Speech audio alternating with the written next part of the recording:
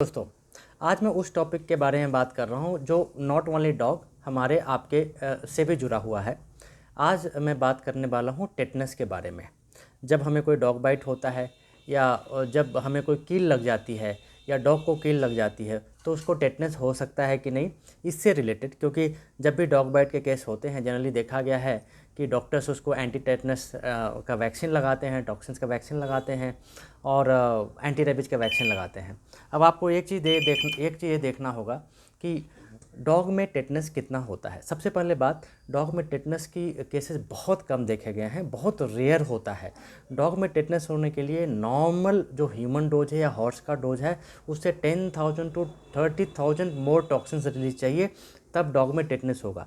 मतलब कि फेयरली आपका डॉग टेटनस से रेसिस्टेंट होता है। और कैट की बात देखें तो कैट टेटनस से और ज़्यादा रेसिस्टेंट होता है।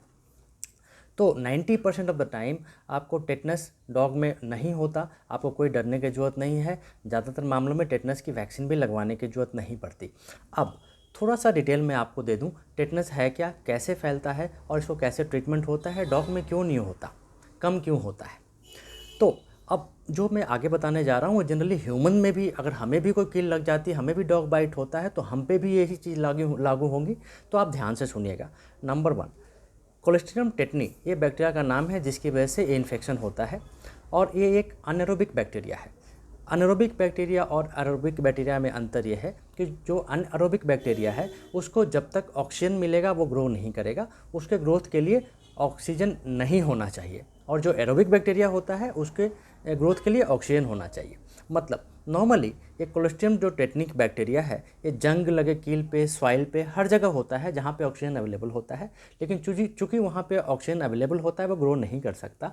लेकिन जब डीप बाइट होता है तो वो बाइट के थ्रू या कील जब आपको लगता है या आपके डॉग को लगता है तो कील के थ्रू आपके बॉडी में पेनिट्रेट करता है और डीप पेनिट्रेशन में जहाँ पे ऑक्सीजन उसको अवेलेबल नहीं होता है वो ग्रो करता है और आपके डॉग को या हमें या आपको टेटनस की समस्या होती है। अब एक चीज़ यहाँ पे और ख़ास ध्यान देने वाली बात है जो आपको समझना होगा, टेटनस का बैक्टीरिया कभी भी लाइव टिश्यू में ग्रो नहीं करता। मतलब अगर आपका सेल एक्टिव है, वहाँ पे ब्लड सर्कुलेशन है, वहाँ पे ऑक्सीजन सप्लाई अंदर में भी है तो उसमें ग्रो नहीं करता। ये बैक्टीरिया को ग्रो करने के लिए नेक्रोटिक टिश्यू चाहिए, मतलब जो टिश्यू है डेड चाहिए।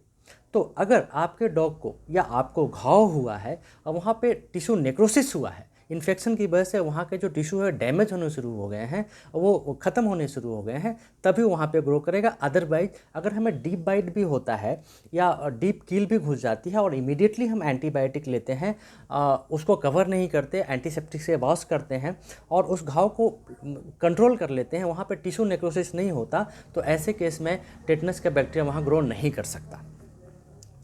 अब ये चीज़ आपको क्लियर हो गई। दूसरी चीज़, एक कोलेस्ट्रिडियम टेटनी अपने आप में डेंजर कॉज नहीं करता। जब ये ग्रोथ करना, सपोज वहाँ पे टिश्यू डेड होना शुरू हो गया, नेक्रोसिस हो गया, अब उसमें ये ग्रो करना शुरू करेगा। ग्रो करने के बाद जब ऑटोलाइसिस होता है, इस बैक्टीरिया का ऑटोलाइसिस जब अपने आप पे बर्स्ट करता है तब ये न्यूरोटॉक्सिन्स रिलीज करता है। ये न्यूरोटॉक्सिन्स क्या करता है, नियर बाई नर्व सेल्स को फाइंड करता है और उसके थ्रू ये असेंडिंग ऊपर बॉडी में जाना शुरू करता है। वहाँ से स्पाइनल कार्ड तक जाता है, स्पाइनल कार्ड से सीएनएस तक जाता है। ये इसका नॉर्मली कोर्स ऑफ ट्रेवल है। एक बार ये इन जगहों पे चला गया तो मसल स्पाज्म कॉज करता है और मसल स्पाज्म इतना तेज होता है कि कभी कभी अगर सॉफ्ट बोन है कहीं पे, जैसा आप टच करेंगे तो मसल स्पाज से हल्का बोन भी फ्रैक्चर होने का डर होता है। लॉकजा कंडीशन भी उसको बोलते हैं। इसमें आप मुंह नहीं खोल सकते, आपका गला, डायफ्राम सारे स्पाज्मोटिक वो हो जाते हैं, स्पाज्म इनमें काफ़ी होता है, ये इनमें मूवमेंट रुक जाती है और आप रिस्पायरेटरी फेलियर से कोलैप्स कर जाते हैं या आपका डॉग कोलैप्स कर जाता है। तो जनरली ये बेसिक है कि अगर हमें कोई डॉग बाइट है या डॉग को कोई डॉग बाइट है या कोई कील घुस गई है, तार लग गई है, तो अगर हम इमीडिएटली उसको एंटीसेप्टिक से साफ़ करें और एंटीबायोटिक ले लें तो कितना भी डीप हो ऐसे में टेटनस नहीं होगा। अगर वहाँ पे घाव होता है, डीप टिश्यू नेक्रोसिस होती है, तभी आगे ग्रो करेगा।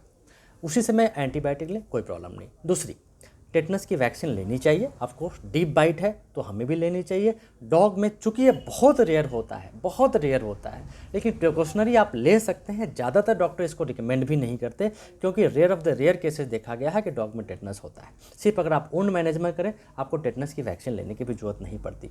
तो ये है आपको टेटनस की प्रॉब्लम, जो आपको समझना बहुत ज़रूरी है। अगर कोई भी आपको समस्या आई है इस प्रकार की बाइट की, डरने की कोई ज़रूरत नहीं। हल्का एंटीबायोटिक, एंटीसेप्टिक एंड टेटनस की वैक्सीन, और आपको कोई प्रॉब्लम नहीं आएगी। Thank you very much friend, thank you.